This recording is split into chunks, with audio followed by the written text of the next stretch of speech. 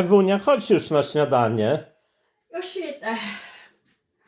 O, ale ładne kanapeczki jakie. A, No ładne, ładne, jak pierwszy zrobię, to zawsze ładne. a dlaczego tu nie ma pomidora, a tu są pomidory? Bo z pomidorem to dla mnie kanapeczki, a dla ciebie z ogórkiem, bo ty z ogórkiem lubisz, nie? Aha, a nie mogę z pomidorem zjeść? No nie za bardzo, nie? Nie, No aha. przecież mówiłaś, że z pomidorem nie lubisz, No dobra. tylko że z ogórkiem. To zrobiłem tobie z ogórkiem, a sobie z pomidorem, bo ja z pomidorem robię, nie? No dobrze, no to No i- dzięki. no, Chodzę za takie kanapeczki. I szybciutko, Ewunia, jemy i idziemy do roboty. To jakie roboty? No to wymyślimy jakąś robotę, nie? Trzeba pomyśleć, co mamy robić, nie? No, także...